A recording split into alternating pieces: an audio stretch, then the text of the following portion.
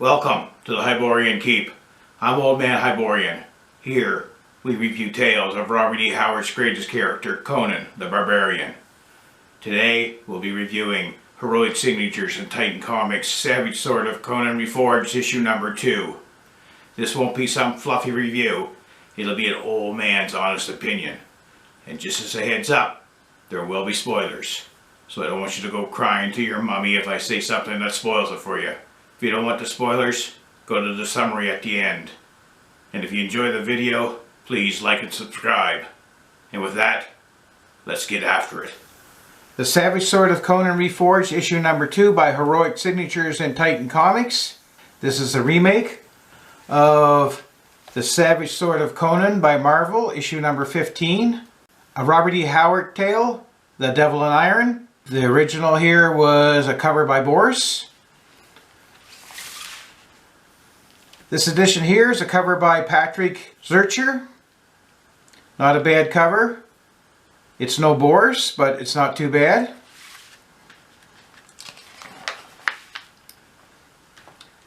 Inside cover has all the new Conan content, all kinds of stuff there. We have a pinup by Mike Zeck. And I said this in my review of Savage Sword of Conan Reforged number 1. I didn't care for the pinup in that issue that they colorized. And I have to say I don't much care for this pinup colorized either. I preferred the black and white pinup as shown here in the original. I'm a black and white fan, and I think that the color just didn't do the pinup justice. We have the credits for Heroic Signatures and Titan Comics and the table of contents. Starts off with a Ute fisherman being caught in a major storm, gets storm wrecked on an island. It's an island called Zephyr, the Fortified, because of all of the ruins that were on this island. One thing that has changed though is there was a dome on the island that was sealed, and because of the storm the dome got struck by lightning and created a hole. So the fisherman goes in, sees a giant laying on an altar, and it has a fancy knife on his chest. So the fisherman kind of fancies that knife, so he goes and he takes it.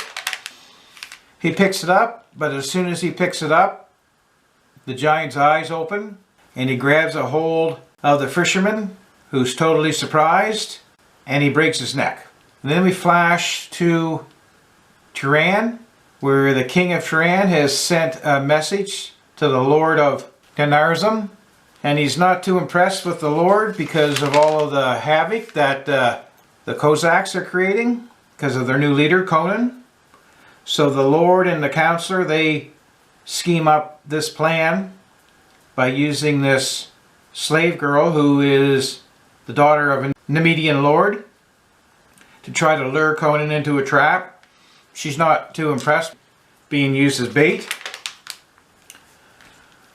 but they convince her that's the right thing to do. And at some time later, the slave girl escapes. She works her way to the island. She goes up a set of stairs, gets to the top of the island, and some big hairy arm comes out and grabs her and takes her hostage.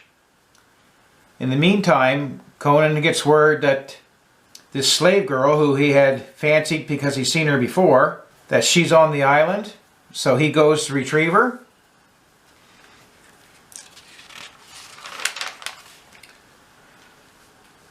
And as part of the trap, there's a bunch of guardsmen from Turan. So there was one guardsman, he was going to put an arrow in Conan, but he was too far away, so they let him go into the island, and they figured they were going to ambush him when he comes back down. So Conan was on the island about a month ago with some of the pirate crews, and there was just ruins there. So he gets a little freaked out when he sees this city with these tall green walls and towers. So he's figuring something's not quite right, and he's going to cut out of there. But the hormones kick in, and he really wants to get a hold of this slave girl that he fancies. So he decides to go after her. He finds some footprints. So he figures that somebody in the city has taken the slave girl hostage. So he works his way into the city. He comes across an occupant in the city. She's kind of all doped out of her, talking about how the Yuchi were slaves and they revolted and there was a big battle and a lot of murdering was done, and Conan's not quite sure what she's talking about. She seems to be kind of out of it. But she kind of fancies Conan, so he puts the old lip lock onto her, but she passes out because she's all doped out of her. So Conan's not quite sure what's going on. So he takes off. He hears all kinds of strange things, and he finds a guy passed out in the hallway. So he's not quite sure what the whole thing is all about. But he's working his way around trying to find the slave girl. He walks into this chambers and he sees this snake on top of this pillar. And it's a snake that's been dead for years. He's seen rude images of it in the past, and there was a description about it in the book of Skelos. So he thinks it's just a statue until he goes up and touches it and finds out that it's actually alive, so that kind of freaks him out. So he's still hearing noises. He gets into this room and he can hear somebody talking, and it's some creature that came up from the abyss and took the image of a man, but because human flesh was weak, he had some kind of strong flesh and bones that no weapon could damage him. So he ends up going to this island, which was at the time called Dagonia, and the people worship him like a god.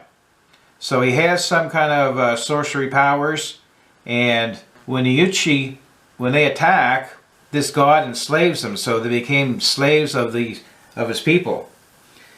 Until one of their priests snuck off into the jungle and found a knife that was forged from a meteor. So the priests, along with this knife, they caused the slaves all to have a revolt. They kill all of the people in the city, and they imprison this giant on an altar by laying the knife on his chest. So Conan hears all of this, and in the meantime, the guards from Tehran, they decide that they're not going to wait for Conan anymore, so they're going to hit up the island and see if they can find him. And the leader of the band, his name is Jahangir Agha, and who is actually the owner of the slave girl. So they head up to the island.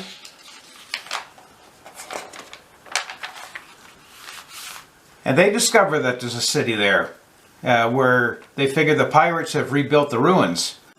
So now it becomes more of a spy mission then, instead of trying to track down Conan, because they don't like the thought that this city is so close to their homeland. So meanwhile, in the city, Conan comes face to face with this giant that's the god of Dagonia, and he gives him a whack with the sword, but it doesn't do anything. So the giant grabs a hold of Conan, kind of manhandles him around a little bit, and Conan grabs a bench, whacks him in the head. That kind of makes it ugly. So Conan ends up grabbing a tapestry and throwing it over the head of the giant and takes off. So he runs into a room, bars the door, and what do you know? The slave girl's in there. So the giant busts down the door, so Conan grabs the girl and takes off and gets into another room that had an iron door with an iron bar, and he figures it was the chambers of the giants. So the giant, he's beating on the door. Conan pretty well figures that he's going to bust the door down, so he figures that's the end of it. But he tells the slave girl, Octavia, that he'll distract the giant if it breaks through, and for her to take a run for it. But all of a sudden the banging stops, so Conan takes that opportunity to grab Octavia and make a run for it. He figures that he's going to go and get this knife that was made from the meteor, that it would be a weapon that he could use against the giant. But he figures it's in this room that's in this chamber that this snake is at. So he tells Octavia to stay outside. If she hears him hollering, she's supposed to take off. Well, like many women, they never listen to any kind of direction that a man would give them. So she ends up coming in, and wakes the snake up, and the snake grabs a hold of Conan, tries to squeeze the stuffing out of him, but he ends up killing the snake. Then he tells Octavia that, you know, that wasn't a smart thing to do and not to do that again. So they go into the chamber, they get the knife, they take off trying to get out of the city, which they get out, and then they run into the Turanian, Jahangir Aga, who earlier the giant came across him and his men, and the giant killed all his men. He took off. He was going to try to get back to the boats, but the guys in the boats, they heard all the screaming and hollering, and then they seen the giant up on the cliff top, so they bent their backs and got out of there and stranded him.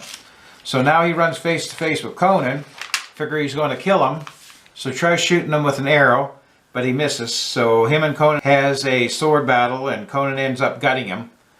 And just as soon as he takes care of him, the giant, he comes busting out of the jungle. So Conan grabs the knife, and as soon as the giant sees that, he's kind of freaked out because he knows it's something that can hurt him. So he tries to take off, but Conan's like a dog with a bone and chases him down and kills him. And then there's a transmutation of the giant. He turns back into the blob that he was when he was in the abyss before he came up to the earth. So all that blob's laying there rotten. Conan notices that the city has disappeared and the ruins are back. So he goes to the girl, says, well, you might as well come with me with the Kozak to the Cossacks. And she's not too impressed with that. He grabs a hold of her, gives her a little bit of lip action, and she kind of warms up. Then they get ready to leave the island. There's a pin-up page here by John Buscema, and a little saying from the Phoenix of the Sword. There's another pin-up here by Gil Kane. Back cover has an advertisement for the Solomon Kane novel that's coming out. And the rear cover has the next issue of the Savage Sword of Conan Reforged, Shadows in Zambula. So overall, not too bad. I am definitely a fan of the black and white, but I don't mind this colored issue. I think Heroic Signatures and Titan Comics doing a pretty good job, kind of freshening up these stories by Roy Thomas and artwork by John Buscema and Alfredo Alcala. So overall, I'm pleased with this issue. Well, there you have it. Another fine production by Heroic Signatures and Titan Comics. I'm definitely old school and enjoy the black and whites the best, but I'm not minding this colored version of the old classics of Robert E. Howard tale rewritten by Roy Thomas and drawn by Big John. New fans should enjoy it. I would recommend it for new and old. Buy it, read it, and enjoy it. And with that, I bid you farewell.